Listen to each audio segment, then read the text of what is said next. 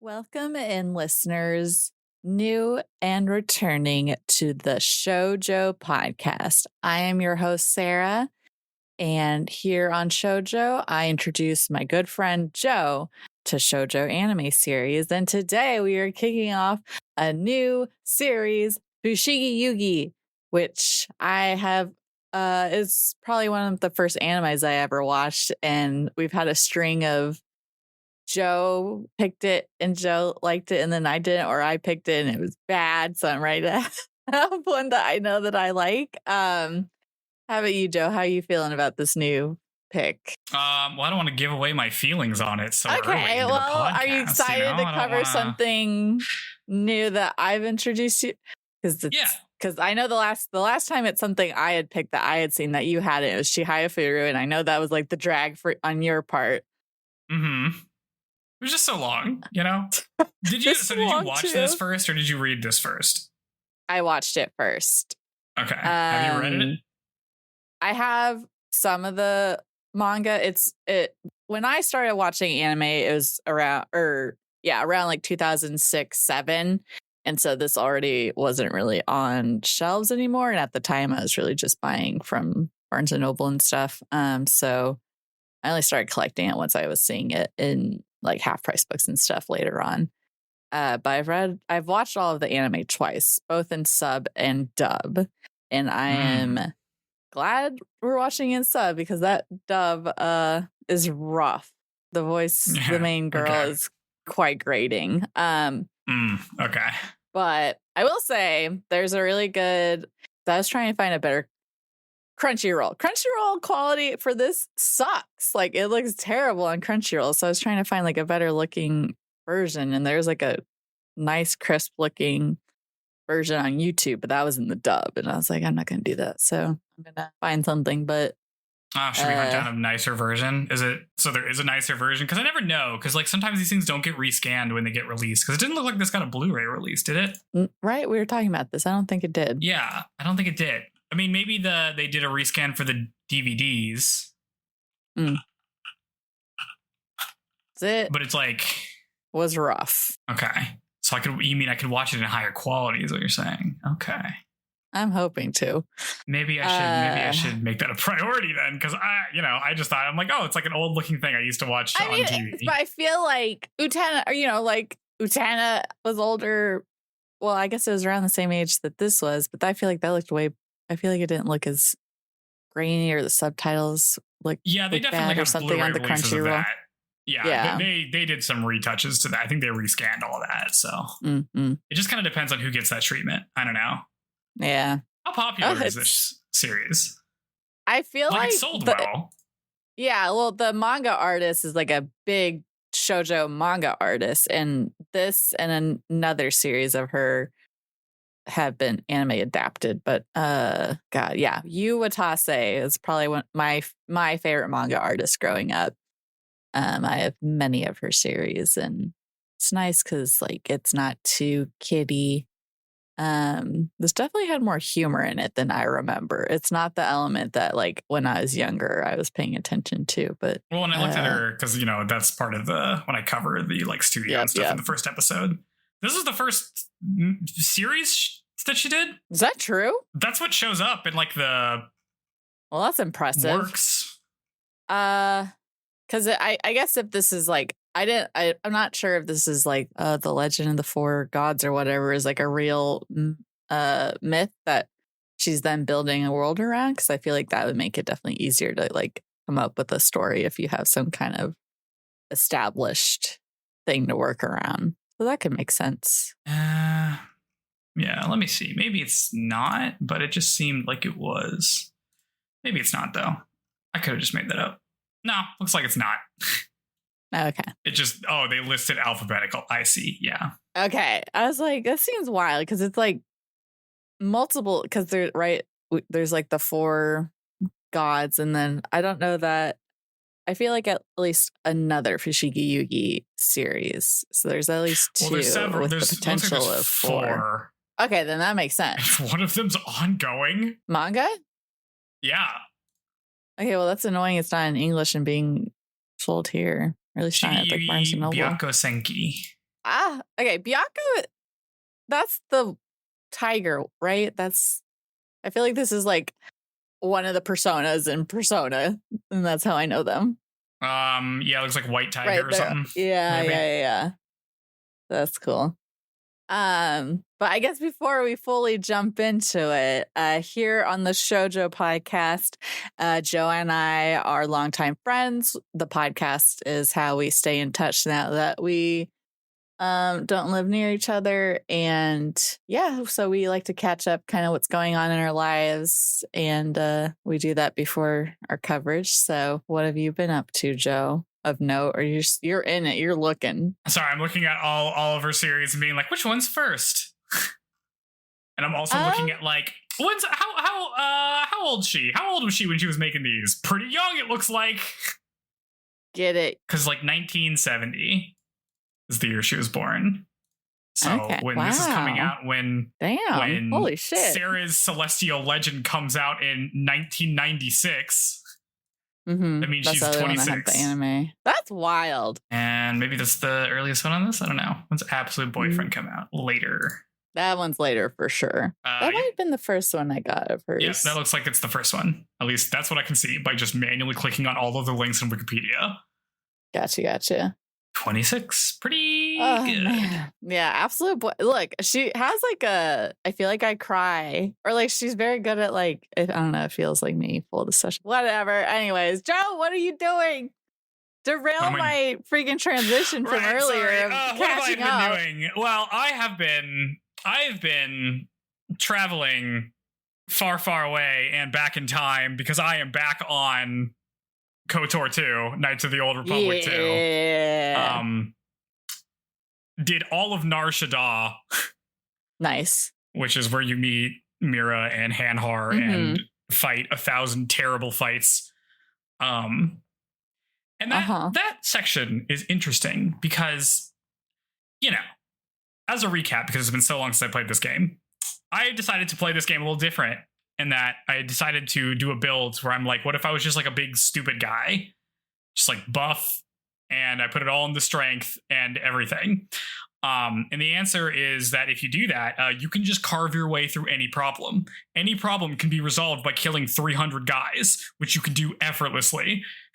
I was like, for some reason, as part of this mission in Nar Shaddaa, where you like do all this stuff, you have to like go through this like cantina or something, and you just fight like a million guys. And I am like untouchable. I am so good. I am like, I can just cut through anybody. It doesn't matter. It's incredible. But also in that section, it forces you to play as your companions without your main guy, without the exile. And they suck. Oh my God, they're so bad. I had to play as Atten. Terrible. Terrible. Yeah. That womanizer. Yeah. Well, Adam's kind of cool now because he's like a weird freak. That's pretty good. Learning stuff about him. I also was able to, and let me tell you, this game has a lot of like weapons you can pick from, right? Where it's like, oh, you can do a blaster, you can do like heavy blasters, all that other stuff. There is no reason to never just give everybody in your party a lightsaber. It's so much better than every other weapon that's ever existed. Yep.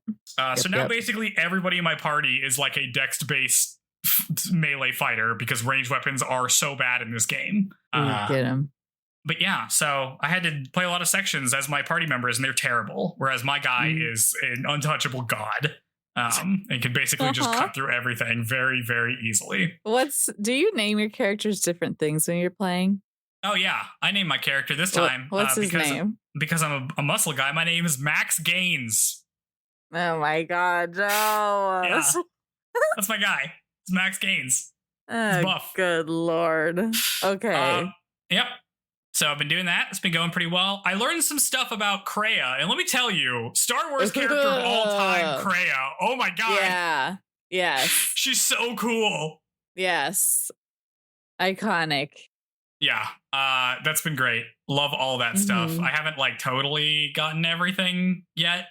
Because I have to go to like Dantooine and some other stuff. But I'm probably more than halfway through the game now. I have all the companions I think I can get except for one maybe. So having a pretty good time going through it. Do you feel like you could say if you prefer the second or the first one? Or not until you finish it? Maybe not till I finish it. I mean, I feel like the stuff they're doing with the characters they're doing stuff in the second one is better. Yeah. Because, like, the characters of, like, Atten and, like, Kreia and, you know, the Handmaiden and they had the mod to get to like you.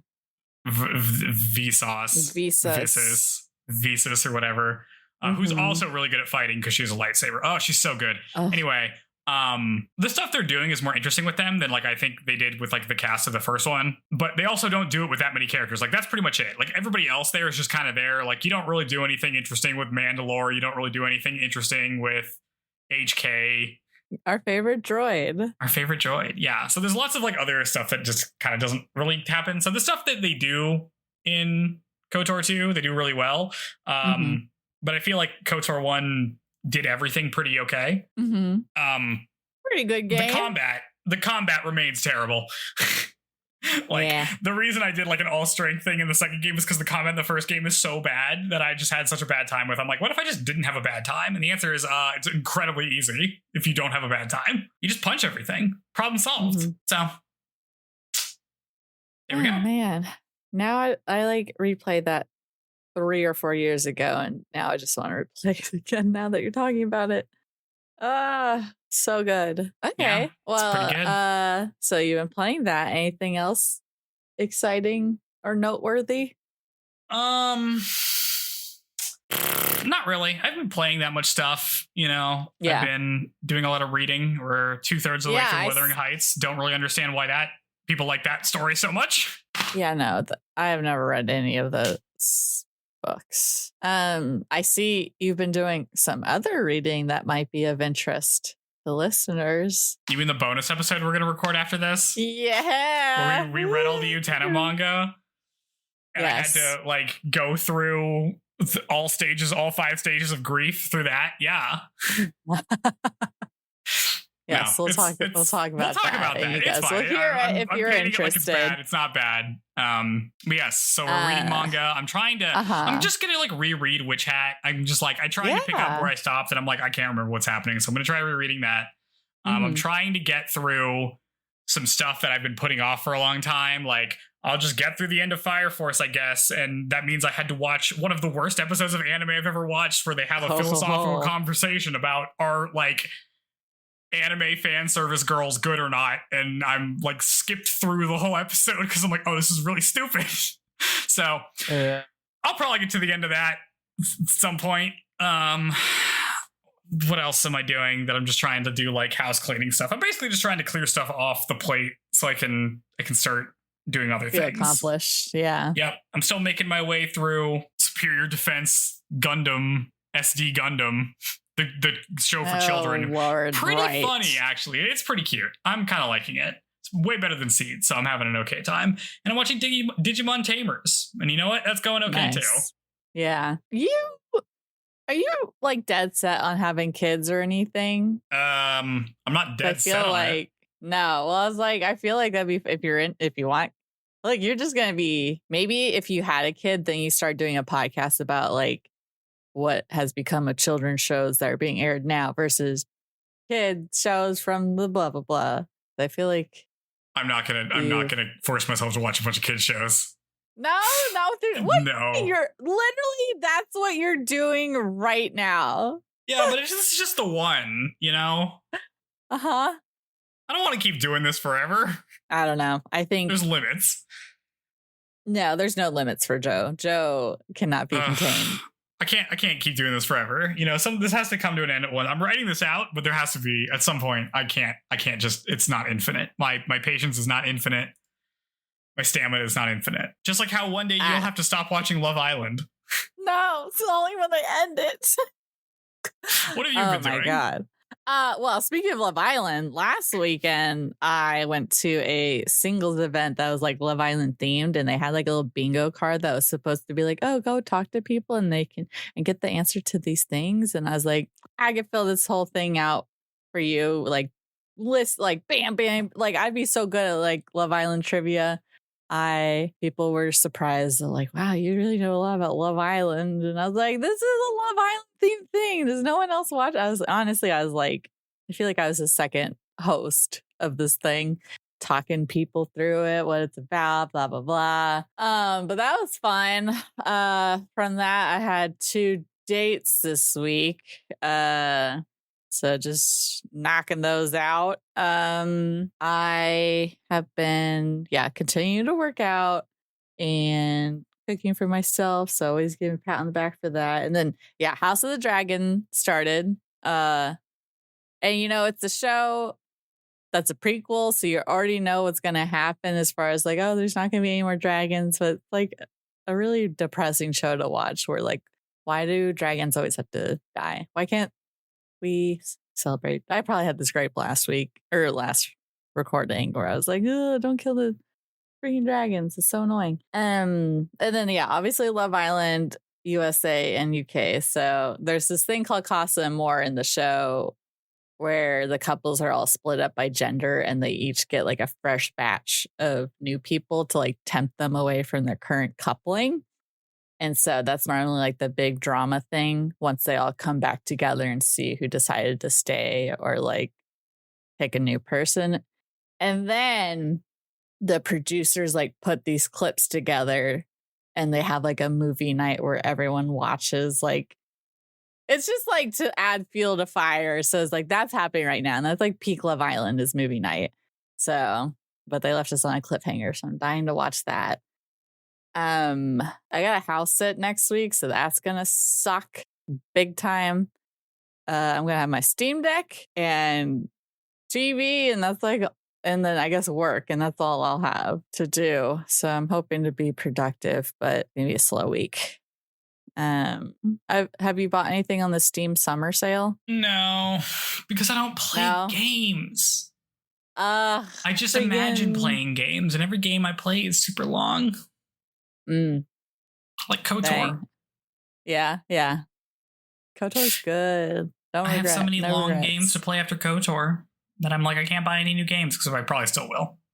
Like I should play Deltarune. Just haven't. You like the other one. Yep. No, I definitely would like it. That's called again. Just haven't played it. Undertale. Yeah, that one. Yep. Nope. Nice, I know. Nice. I would. I picked up a few. What did I get? I got like a freaking horse riding. I got 2 different horse games. Okay. Equinox Homecoming, which apparently has multiplayer. So if you ever want to get into some like horse riding multiplayer, let me know. Wow. And then one called The Legend of Kimori. And then I picked up a few cheap multiplayer ones like Degrees of Separation and then Don't Starve Together. So I'm like, maybe one day I'll have someone to play those with. They're like $2. And then I got a couple others. I got The Quarry, which is like scary, but kind of. That's like the narrative story dialogue. one, right? Yeah. So I feel like that'd be good to stream. I got to get back into streaming. I've been bad.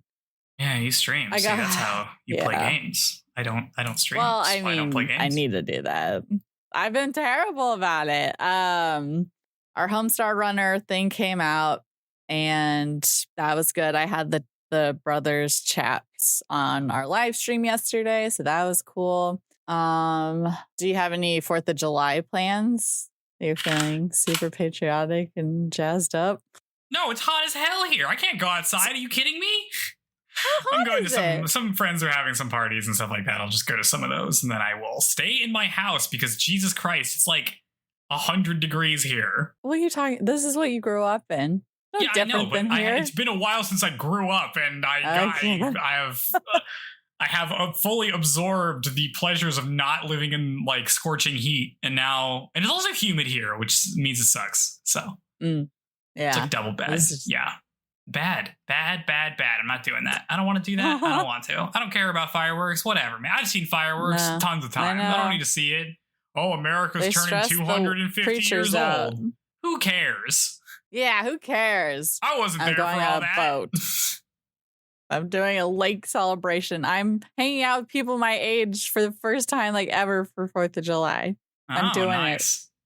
Yeah. Yeah. So I feel like if I drink a little, I'm probably, and we're going to be on Lake Travis, so I'm going to be like, did you guys know that like a lot of people drown out here when they're drinking and on boats? And I'm going to be like, spewing facts nobody wants to hear.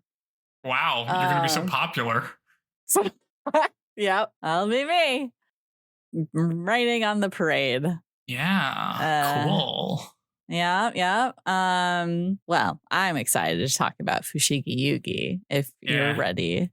Yeah. We should intro us. All right. Wait, so don't sound like that. Excited. I hope you're excited. I am excited. Okay. All right. Okay. So fine. Here we go. Let me get ready. The hell that is Hanakimi is over. That's in the past. We did it. We're not going to cover season 2. Is that what you're telling me? Not anytime remotely close to now. I need a lot of distance between then and now. Excitement. Welcome back to the part where we talk about Fushigi Yuugi. All right. Sarah, are you excited? What if I talk like this the whole time? Like a DJ jockey? No. Coming at you on Friday. No. Thursday. Right. We're recording late. But its release is on Friday. You got to keep the dream alive. Right, sorry. You know? People have to imagine that we're doing this live in their ears, and this is something we recorded days before they're listening to it. In this case, a single day before they're listening to it. Mm-hmm. All right, so Fushigi Yuugi is adapted from a manga by Yu Watase. Maybe you've heard of her because we just talked about her for a little bit. It ran for 18 volumes from 1991 to 1996, which means I think this was her second one. It looks like the no preteens allowed or no interest in prepubescence was before this. I'm sorry, what? That's wrong too. I'm trying to find if she did something before this. Yes, there's something called Shinshinki Miman Okotori, and that is the comic she did before this. She did from 90 to 91, which would have put her at 20 years old doing this for 3 volumes, and then she does this. Okay. So she's 21 when this comes out. That's wild. It's pretty young, and this is a pretty successful series. Yeah, well, I feel like it's good because then it's like she's actually near or not that far off from the age of the characters that she's portraying, which is nice. So then it feels like not as weird. Yeah. So this is sold like 200 million copies according to Wikipedia, which makes it one of like the highest manga series, especially for shoujo. There's only a handful of other ones I could find that have more sales than that. Get it. Fushigi Yuugi. Pretty good. Which means mysterious play. Yeah, right. That's what Fushigi means. It's not really translated, but yeah. Fun fact about Yu Watase, came out as ex-gender in 2019, but still uses she/her pronouns. So that's like a non-binary okay kind of thing. So that's cool. Did that seem like it got a bunch of news coverage in Japan around it? Or just a fun footnote? I don't know. It was in the Wikipedia page on a personal life, so I saw that. Ultimate source. There was also an issues and career part of Wikipedia where in 2014, she's like, Jesus Christ, I have to do so much work as a manga artist. This sucks. I'm not into it. Which like, yeah, dude, it sounds like a rough job to do it for that long, just continuously. For sure. Ugh. Anyway, that's the manga. It was adapted by Studio Pierrot in 1995. So it had been 4 years after it first came out. Studio Pierrot, as you might know, has done a lot of stuff. A lot of stuff you might know. Like they did some early stuff. They did familiar. Like Miss Machiko. It's kind of a famous one. They did Urusei Yatsura. They did Yu Yu Hakusho. They did Tokyo Mew Mew. And of course, they did Bleach and Naruto. You probably heard of them. Yep. Which you can kind of tell based on the look of the animation that it kind of fits into that. So makes a lot of sense. The director for the series is Hajime Kamagaki. Did some storyboarding and episode directions on things like Magic Knight Ray Earth, so the Sonic X TV show. Did a lot on Lupin, the third part 3, and and did like a bunch of Naruto Shippuden movies and Detective Conan movies basically after that. So pretty good gig to just be the Detective Conan movie guy. Oh, totally. Yeah. So lots of that stuff. Yeah. Any, did you watch this on TV or how did you watch this for the first time? I watched it, it was 2008 probably. I was watching it online, just on a little laptop, just starting out on my little anime pirating journey. But I just remember I have like a very vivid memory of like being up at 3 a.m. watching this, making myself like a tiny snack platter where I like put a couple of Oreos and I like slice some cheese and some fruit, and then I just was like sitting in the dark watching this like all night long. And then when I first started introducing my sister to anime, at first she'd be like, it was so annoying. She'd be like, this is stupid. This looks stupid. I don't want to watch this. Me. And then I had to like, really work to get her to try anything new. But this is one of the ones I did get her to watch. And so she loves the series as well. And yeah, who knows? Maybe she can come on as a guest at some coverage for this. They made a dating sim video game for this. Oh, really? Yeah, that makes sense. It's a shonen, so lots of pretty people. 2008? Yeah. What, on like the freaking DS or something? On the PlayStation 2, and then later it got ported to the DS. Well, never saw that in English. I don't think it was in English. No. Well, I know who my route would be, who I'd pick, but you guys, you won't know who that is for quite some time. No. All right. So for this time, we watched episodes 1 and 2. Episode 1, we're going to get into it. If you're a new listener, I recap the series while we also talk about stuff, and then we talk about it at the end. I say series, I mean the episodes. So that's how it's going to go. Episode 1 is called The Girl of Legend.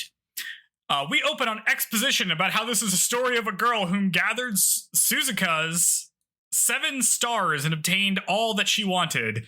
And when somebody opens the book of Suzaku, they enter the story and play out as Suzaku, the girl who does all that stuff. We're going to hear this exposition like 3 more times. Yeah, that's true. Is it Suzaku? Is that how Suzaku? I thought it was Suzaku. Is that not right? Let me look. Suzaku. Yeah, it is Suzaku.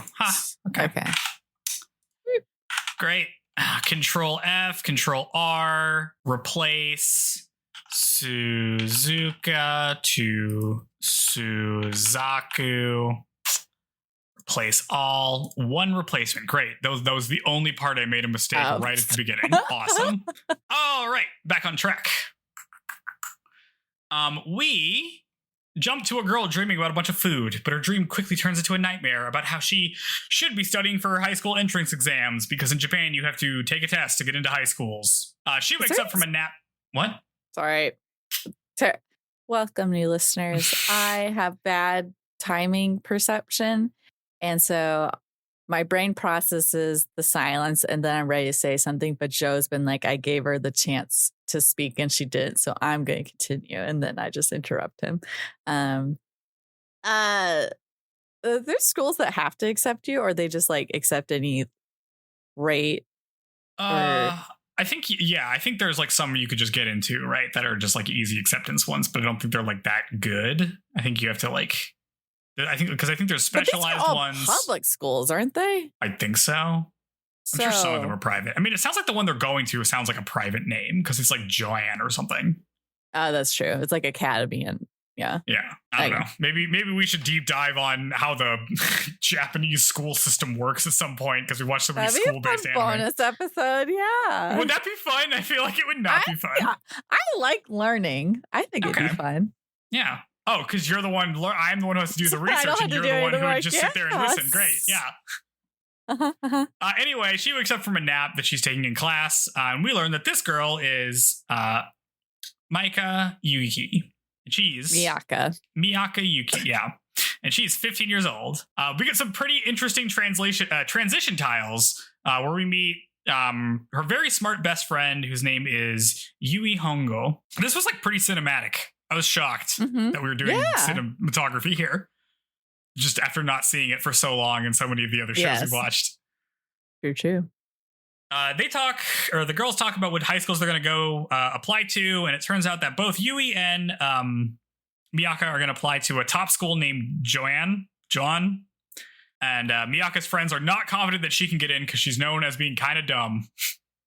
Whereas Yui's not. Yui's known as being super smart. The girl's delusional. Yeah, that's what they call her.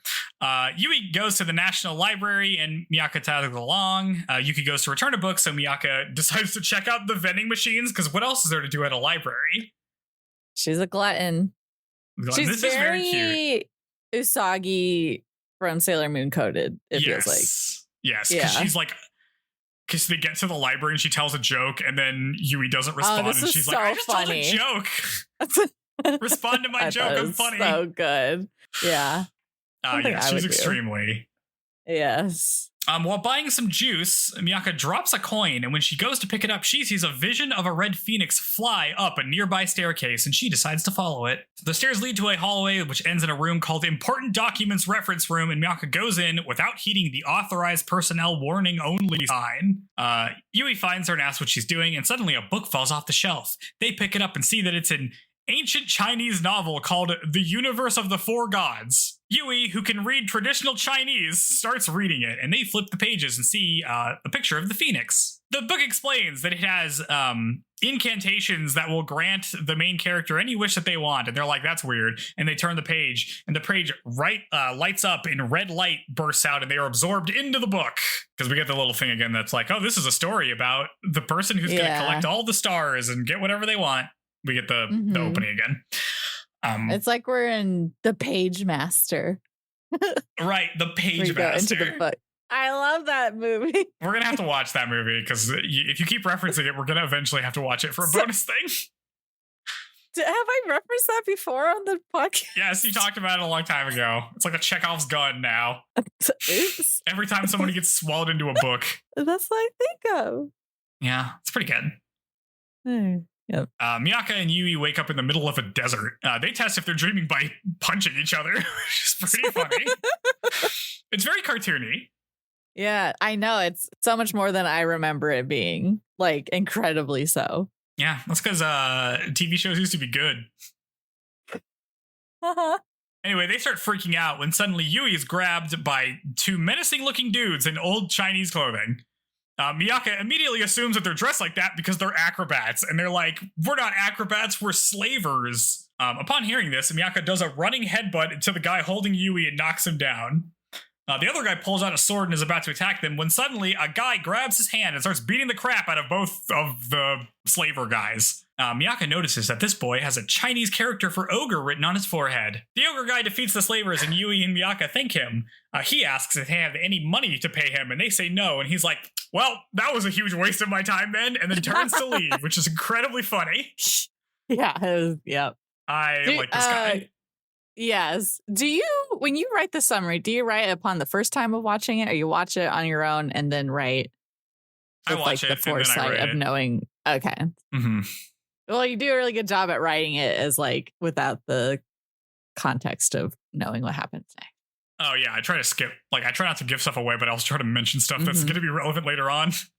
Yep. Yui runs after him to ask where they are when suddenly a red light shines from below her and she disappears and wakes up back in the library and then like realizes that she got absorbed into a book, basically. Miaka, meanwhile, was looking to see if she had any money and totally missed that Yui just got ejected from the book.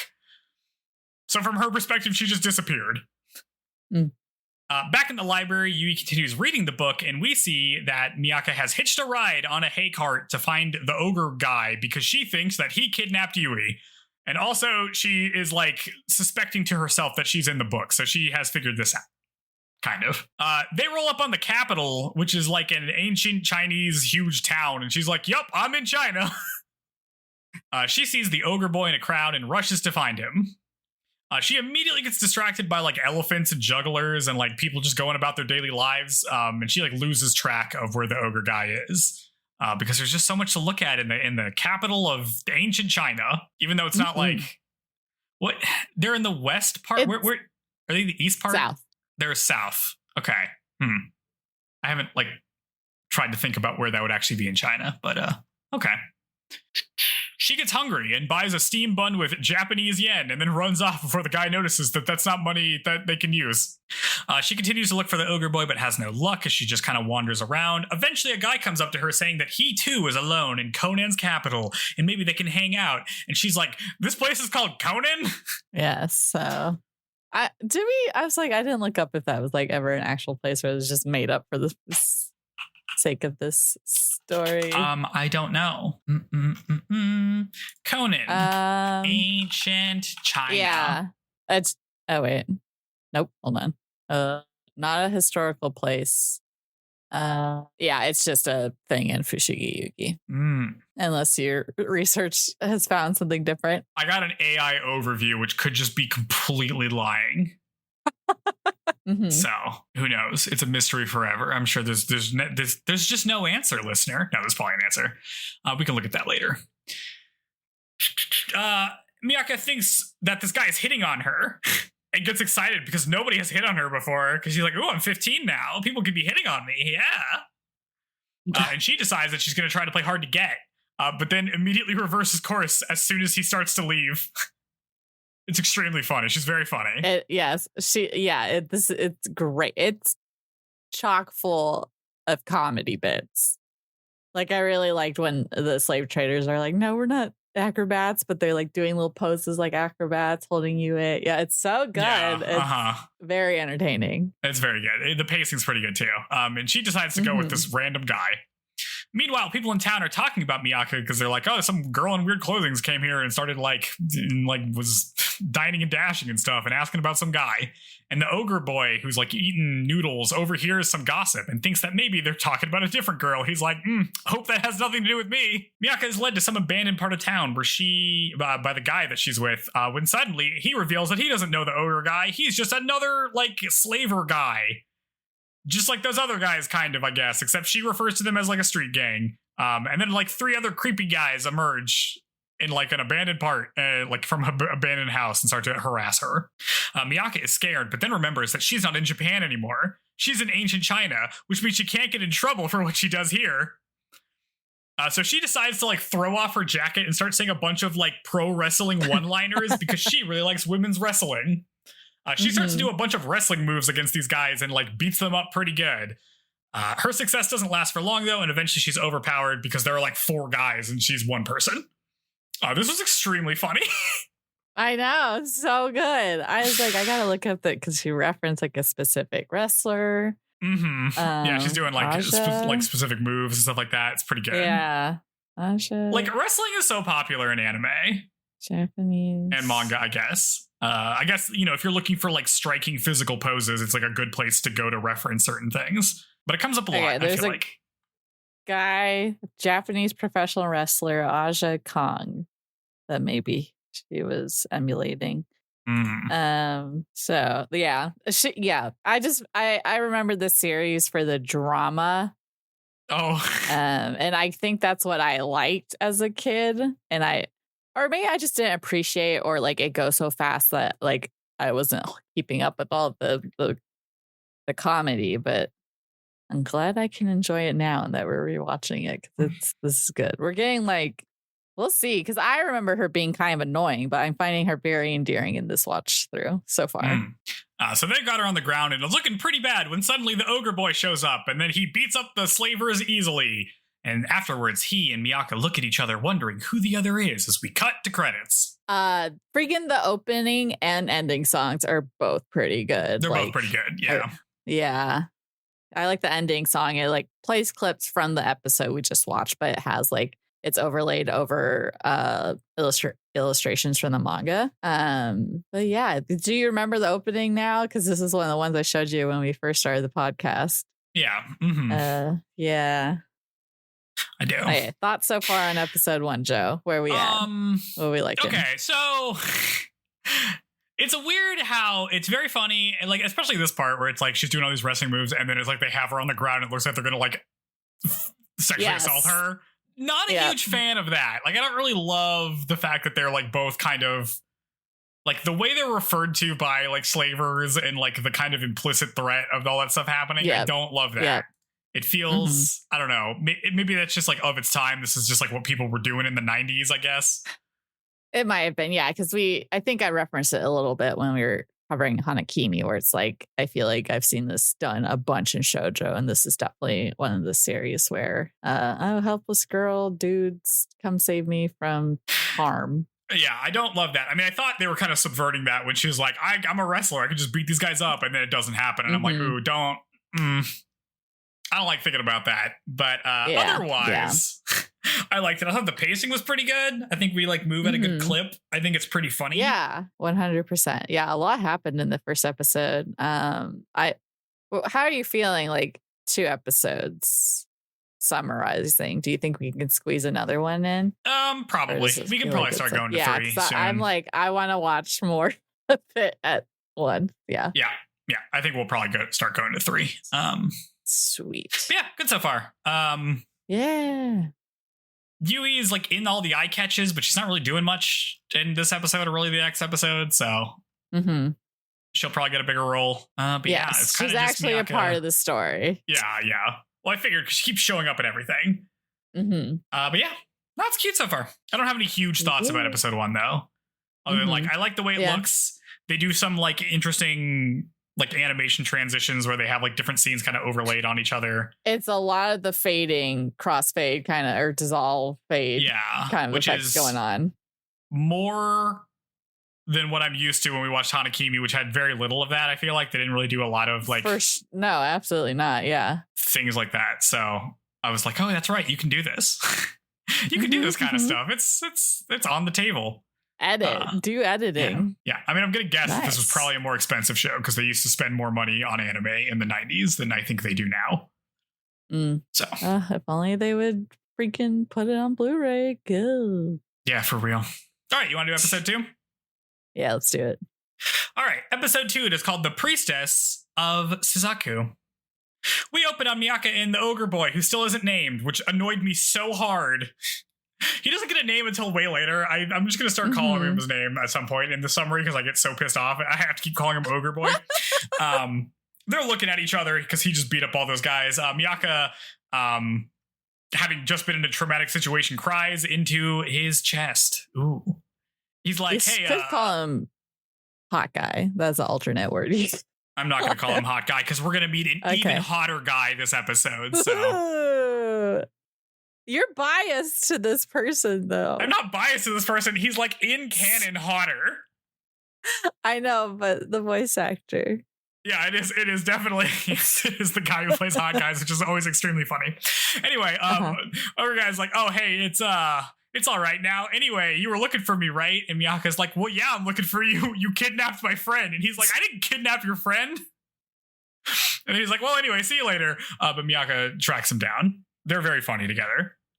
All the like cartoony running around with your hands in the air running from her is so good. They're like just shenanigans all over this episode. It's like, it's so weird how much I've noticed this because like in the Ranma reboot that they've had, right, they have that same kind of comedy and I'm like, oh wow, I kind of miss this kind of comedy. Like this really works for me. Like it used to not work for me because I guess I just saw it so often. Yeah, but it feels fresh to me now in the hell world we live in to have some goofiness. So well, it's nice to have like some kind of back and forth and not just like the girl being in awe of the dude and the guy barely saying anything and not earning any. So it's like, it's fun that, it's not just coming easy. And and also like compared to other love interests, like I assume he's going to be a love interest. He has a lot more personality than I feel like a lot of the other love interests that we have so far. Yes. Yeah, the characters are really good and they all have like backstories and stuff. So it's especially coming off of Hanakimi, this is going to be very satisfying. Yeah. They stroll through the city while the ogre boy tries to lose her. He says that she should pay him if she wants him to help. So she starts to make a scene accusing him of being a slaver, and he tries to play it off and drags her off. He's like, you need to stop making scenes in public. and agrees to help her if she stops like lying, like ruining his reputation. So they're just kind of like walking around, and they roll up on the Emperor's procession, which passes by, and Miyaka's like, what's all this? And the ogre boy, whose name is Tamahome, which I'm just gonna start saying because I'm tired of saying ogre boy. Yeah, so he introduces he has like a name, like a first and last name, but then he says he goes by Tamahome. Yeah, but I feel like that's the last we hear of it, or that I don't remember his name being anything but Tamahome as a long time ago viewer. Yeah, that's how everybody refers to him, so I'm just going to refer to him as Tamahome here. Yeah. Anyway, I'm going to call him that. He explains that the Emperor is the Emperor who's rich and powerful. Because Miyaka's like, oh, is the Emperor rich and powerful? Like, she doesn't know what an Emperor is? And he's like, yeah, dude. She's like, all right, cool. So she decides to run along the Emperor's palanquin and ask him for money. But while she does this, she like trips and accidentally tears some of the like drapes on it. And that causes the Imperial Guard to like get mad at her and arrest her. So Tamahome throws some smoke bombs and like tries to escape with her. Miaka is sad that this plan didn't work. So Tamahome, who finally introduces himself here, says that he'll help her out for real and kisses her forehead. The guards catch sight of them and are about to apprehend them when suddenly Miaka starts glowing with red light. Everybody recoils as Miaka is briefly teleported to an in-between world where she can see Yui in the library reading the book because that's what she's still doing. Instead of returning, she just kind of like gets dumped back in Conan. Like she didn't make the transition all the way there. Mm-hmm. I feel like this just seems like a convenient way to like steer the driving force of the plot. Like it doesn't, I feel like it doesn't make sense that this happened other than to be like, okay, girl, drop the stick, your friend's fine, kind of. Because it's not like he kisses her and then it happens. It's like he kisses her, there's a moment where the guard is like, oh, there they are, and then this just kind of happens. Like there's a huge delay between that and anything else happening. And it doesn't seem like Yui did anything either, so. Yeah, I don't know. A little odd. Mm-hmm. Anyway, everybody's freaked out by this, and the Emperor's like, what just happened? And his guards explain, so he tells them to apprehend the two. Miaka and Tamahome are arrested and thrown into the dungeon. Miaka has a dream where Yui and her mother don't believe in her chances to get into Jonan, the high school she wants to go to, because this is her big problem right now in her life. She wakes up and is like, where are we? And Tamahome explains that they're in the dungeon. He's like, hey, who are you anyway? Why did you glow red earlier? But Miaka doesn't have an answer. She speculates that Yui made it back to the real world, but for some reason that she didn't. So I guess that's one problem solved. And Tamahome says he'll help her get back home. Elsewhere, the Emperor is advised to put Miaka and Tamahome to death as demons, but he thinks that she could be the priestess of Suzaku. I keep saying it wrong. Suzaku. Back in the dungeon, Miaka gets hungry and finds that she doesn't have any food, but she does have 2 sticks of gum. And she like pops one in, and the guard's like, what are you eating? And she's like shows him by blowing a huge bubble that freaks him out. And then the bubble gets so big it pops on her face, and like she has gum all over her face, so it's all white. And the guard is like, you turned into a ghost, and he runs away. It's very goofy. Yeah, good. Yes. Tamahome grabs the keys and then also gets scared at her ghost face because gum was not invented yet. When was chewing gum invented? I feel like it was a military thing in World War I or II. I feel like that sounds so real. Yeah, I think that's right. Chewing gum has been around for thousands of years, with evidence it's used dating back to never mind. Never mind. Maybe it was popularized in the war or modern. I don't know. Chewing gum in many forms has existed since the Neolithic period. Wow. Never say anything with confidence ever again, Sarah. My God. Yeah, but it looked like it sucked. You know, like it was kind of bad. That's my guess. My guess is that it's actually not that good. But yeah, people just love chewing on stuff. Anyway, but they don't know what this is. So they spring themselves from prison because he got the keys during that. They sneak around the palace looking for a way out. They have to hide in a room with a bunch of statues, and Tamahome explains that these statues are of the 4 protectors of the cardinal directions, And the phoenix is Suzaku, the god that protects the south, which is also where Conan is. So it's like the protector of Conan. And there's 3 other ones, but we don't get to see them for the other directions. Miaka stops listening because she smells food and just like walks away in the middle of his explanation. She wanders into the kitchen and eats a bunch of food without anybody noticing somehow because she loves food. Mm-hmm. Because she's Usagi Conan. You're so right. Right? The first episode, she's like, vanilla raisin ice cream. I'm like, ew, that's disgusting. Who wants raisins in their ice cream? That's pretty funny. I mean, the opening thing with her is her describing a burger, which is so funny. Yeah. She's a goofy gal. Yeah. She like gets done eating and just kind of like walks around into a garden because she realizes that she's lost. She's both doesn't know where she is and she also doesn't know where Tamahome is. So she's super lost. Outside in the garden, she runs into a beautiful man who she thinks is a girl who points her to an exit. She's like, oh yeah, thanks for the exit. And the guy's like, hey, you're that girl that got arrested for being rude to the emperor, right? And she's like, no, that was someone else. And he's like, nah, don't worry about it. We're cool. I won't rat you out to the emperor, says this guy. Meanwhile, Tamahome looks for Miaka and runs into some guards who start chasing him. So they're just running around. I feel like there's just like a lot of Scooby-Doo chase. I was just about to say, they're doing like Tom and Jerry stuff. Like, it's very funny. Back in the courtyard, Miaka explains to the guy that she's from another world and is surprised to find that he believes her. He introduces himself as Hotohori, and Miaka gets a little flustered about how pretty he is. Again, she thinks that she's a girl. Nearby, Tamahome is apprehended by the guards, and they interrogate him about Miyaka's whereabouts. Miaka pops out, because they kind of hid when the guards were nearby, and tries to help him, but isn't really able to do anything else, so she gets grabbed by the guards. This upsets Tamahome, who goes ogre mode and starts beating up all the guards. Ogre mode meaning the character on his forehead glows. Yeah, and he's super strong and can just like throw people around. Yeah, he like busted out of his like rope cuffs. That's crazy. Suddenly Hotohori comes out and gives the guards order to stop and like let them go. And it turns out he can do this because he's the emperor. Miyaka's like, you can't be the emperor because you're like a pretty lady. And then like feels his chest and is like, oh, you're not a pretty lady. I'm like, wow. Oh my god. You definitely referred to the emperor. Popping a feel. My dude. Yes. Hotohori holds a meeting with Miaka and Tamahome. He pardons them and asks Miaka to help Conan. He's like, you see, there's a prophecy that a girl from another world will appear and gain the power of Suzaku. And Miyaka's like, oh yeah, I read something like that in a book once. Then she imagines what she would do with unlimited power. She's like, oh, that'd be great. I could be super hot and popular and super strong, and I could even get into Jonan High School. So she immediately agrees because she's like, that rules. Yeah, I need to get into high school in my real world in Japan and not in ancient China. Hotohori announces that Miaka will be the princess of Suzaku, or the priestess of Suzaku, and obtain the power of Suzaku for Conan.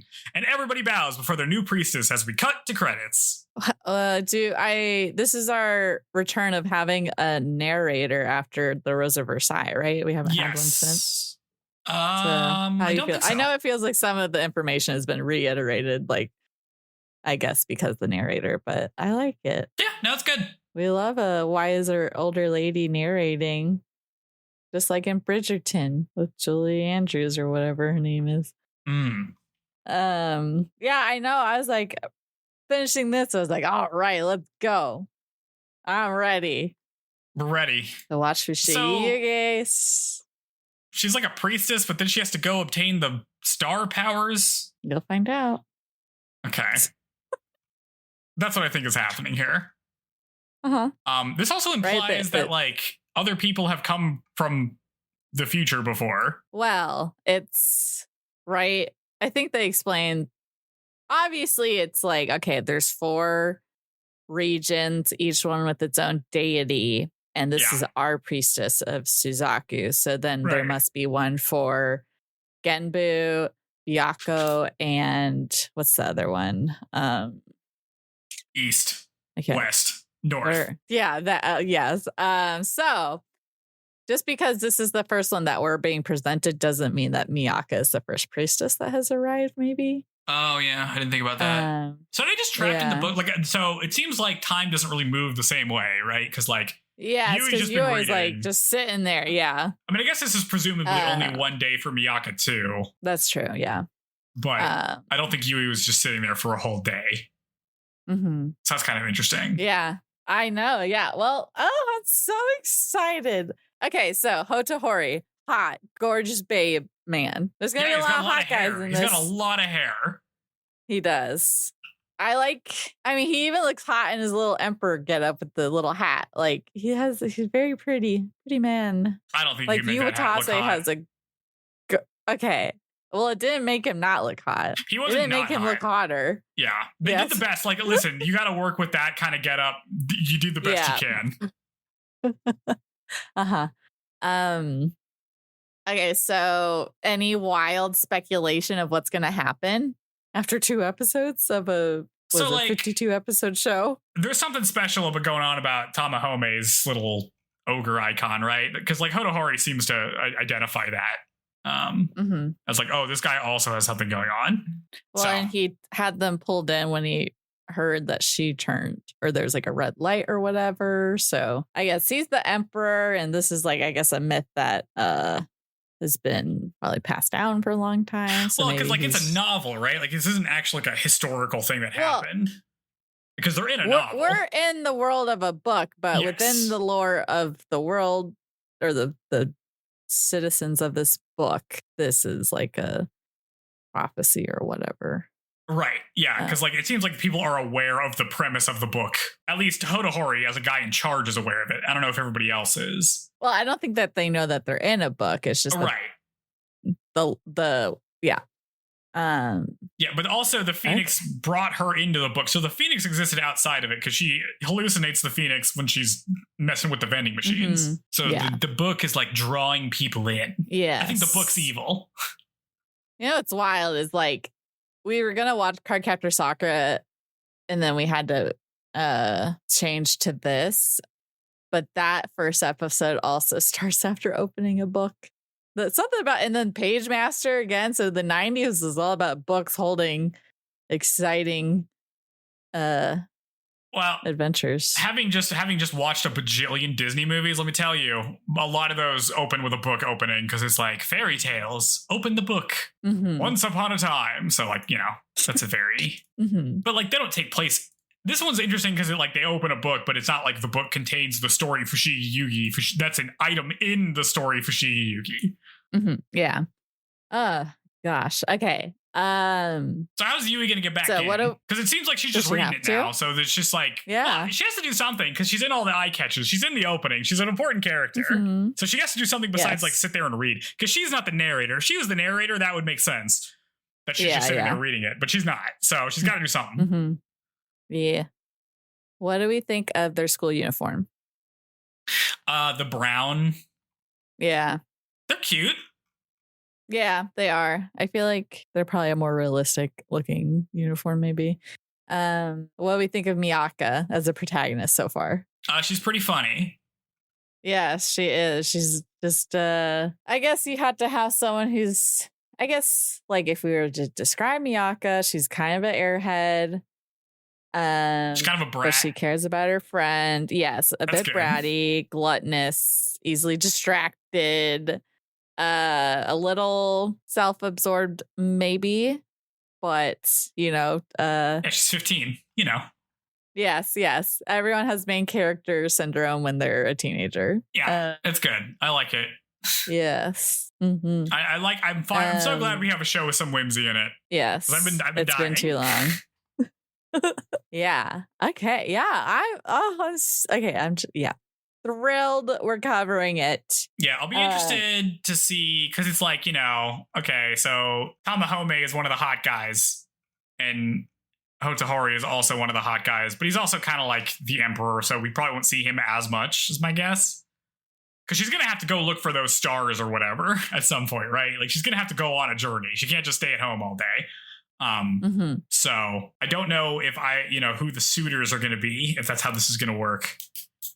I'm guessing this is how it's going to work because they made a dating sim from it. So what kind of energy are we getting from Tamahome? He I know. What you tell me. I already know stuff about him. I do like how his whole deal is like, I want money. It would be great if you could pay me to do stuff. I'm not just doing stuff for free. That's pretty good. I want to see him bounce off some other characters. Yeah, because we've only seen him interact with Miaka. Yeah, because like I don't really get what is he? Like, what is his job actually? Because like his clothes are kind of nice.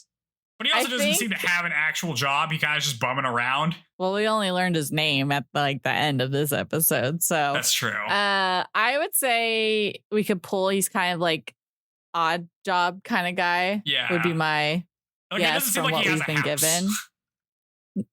Yeah, it's just kind of because he just happens to be in the desert where they were, dropped randomly. So maybe he was out doing something else, or.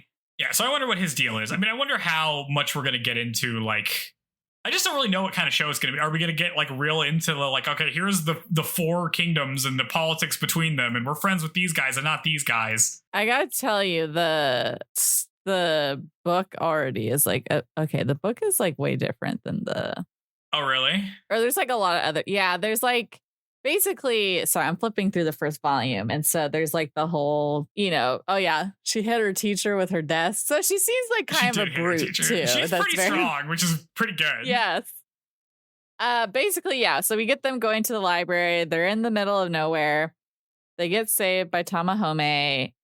And then they both get taken out of the book. It's not just Yue. Both of them are back home in the library after being there, and then she goes home, and then we have like an encounter with her mom being like, why don't mess around. Oh my god, she has a mom. And then she's no, she's not gonna have a mom in the anime. She won't make the mom list. Not like we saw a glimpse of the mom, and she's having nightmares about her, so maybe we'll see her some more.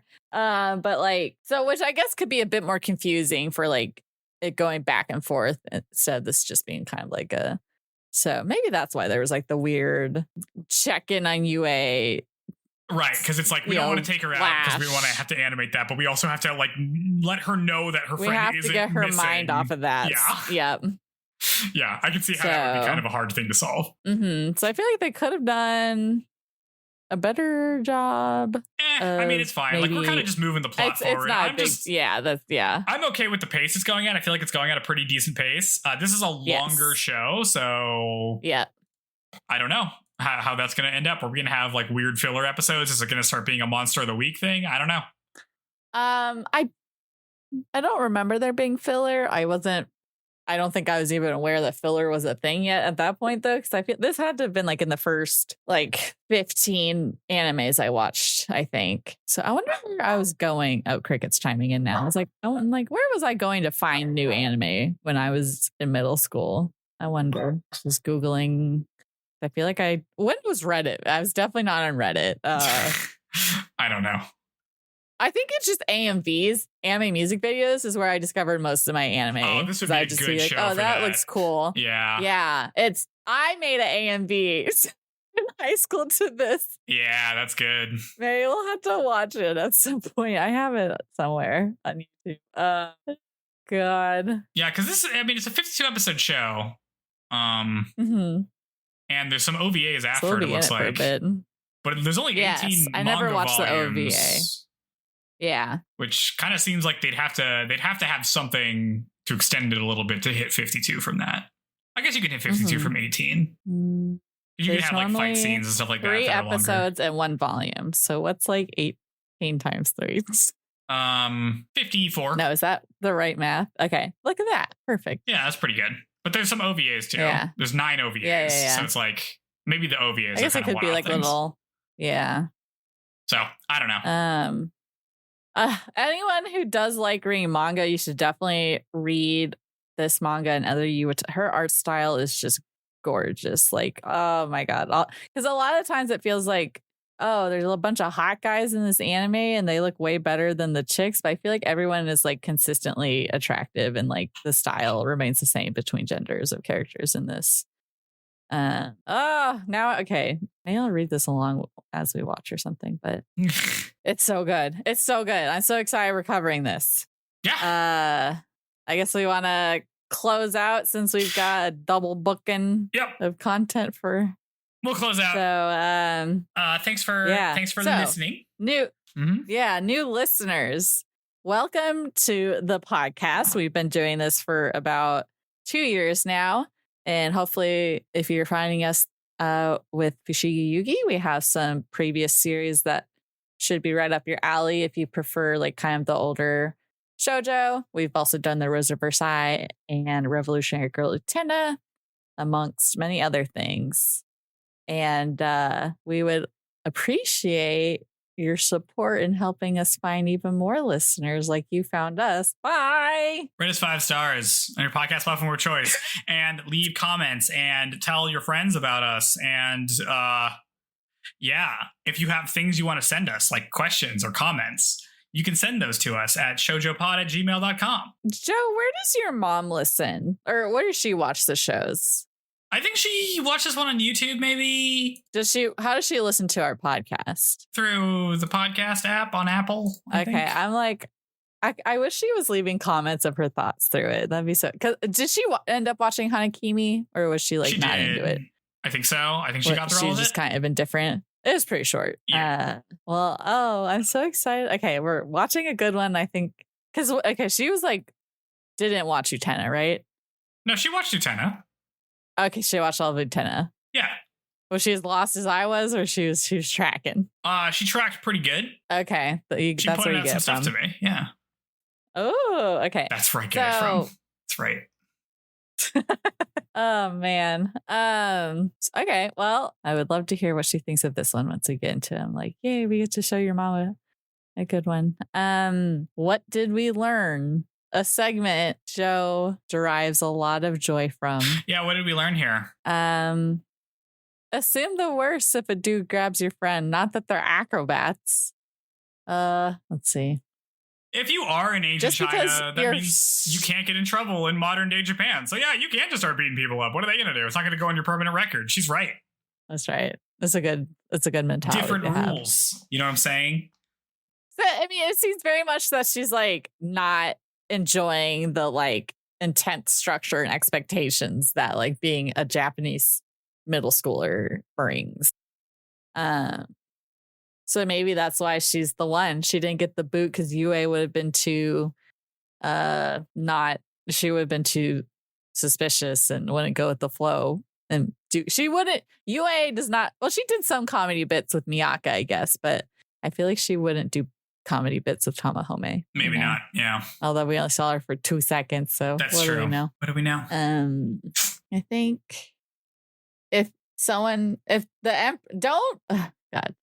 if you're an emperor, if you're royalty, it does mean you're rich. Yes, the answer is yes. I think you should, if you're from the modern times and there's still like a period of time where someone's like, oh, the emperor, he's like a divine thing. I think you should try to subvert the divine right of the emperor as much as possible for comedy bits. I think that's good. I think it's funny. Just feel them up. Yeah. Oh, gosh. Okay. All right. Sweet. Well, that's a wrap for our first episode of Fushigi Yuugi. Next time we're going to cover 3 episodes. So episodes 3, 4, and 5. I'm going to have to write so much. I feel like it flew. Maybe it's because I'm more interested, but I'm like, this flew by. It flew by because you didn't have to make a summary for it. It was hard to make a summary for it. That's true. But yeah, now this is my job. Uh-huh. Yep, you gotta edit. Okay, sweet. Okay, well, thank you everyone for listening, and we'll catch you next time. Bye. Bye.